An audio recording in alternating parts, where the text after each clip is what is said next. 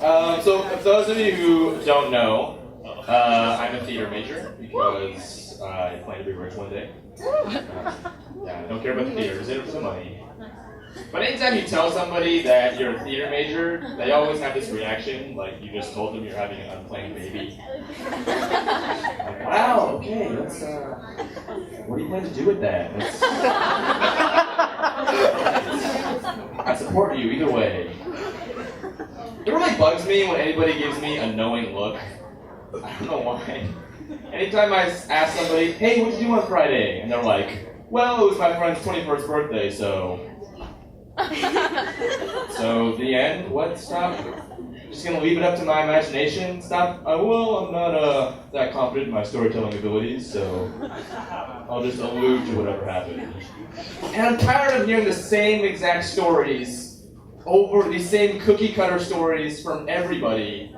You know, this one time I smoked weed and performed the task incorrectly. Whoa!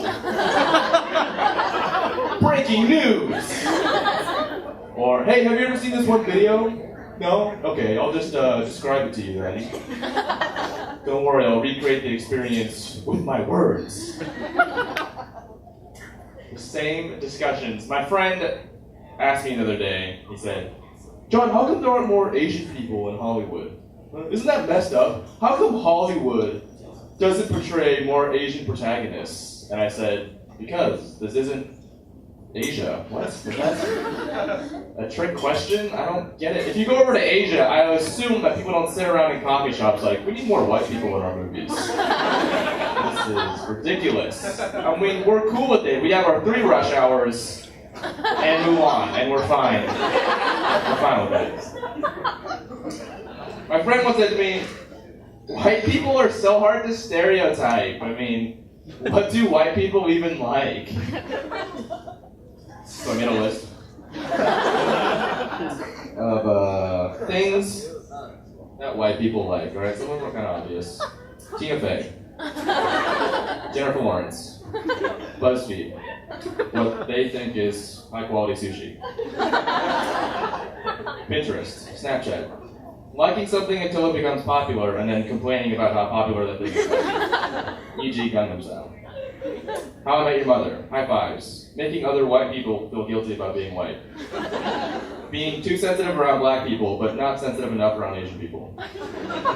Dancing terribly at a club and then commenting about how white they are. And finally discussing racism in Disney films. I don't get that one. That last one. That's how, instead of dealing with real racism, let's just discuss this fake cartoon racism. No, this film came out in the 1950s, so it's clearly relevant to whatever's happening today. I remember my first day of middle school. That was a big change for me because in elementary school you kind of have this simplistic view of the world. There are mean kids and there are nice kids, and that's your only opinion. And then on my first day of middle school, I saw a kid with diamond-studded earrings, and for the first time I thought, douchebag. I didn't even know that word existed. It just popped into my head. I was like, oh, okay, cool. Now I make opinions based on what people look like and what they wear. That's cool. But you shouldn't care what other people think about you, right? Wrong. Okay, you should always care what people think about you. Stop telling people that. Okay, there are some people out there who truly don't care what anyone thinks about them. Okay. These people are assholes, right? Because they just walk around, I don't even care. They don't shower, they don't text back, and they don't chew with their mouth closed. It's the same guy you see around the party who just, whatever, what's deodorant? I don't know, whatever he says. It's always this guy, whatever this guy is. Okay? Friends don't let friends wear their hats like this. Okay? And nothing he says really makes any sense. They'd be like, hey man, do you have the time? Pictures of vodka. What are you saying? It's the same guy, whenever he gets a text message from a girl, he goes, oh, I just got a text with a smiley face. She wants my dick. Why do you exist? Alright, this was my last performance of the year, and I just want to thank you guys for always being such a great audience, and I'll see you guys next year. Thank you.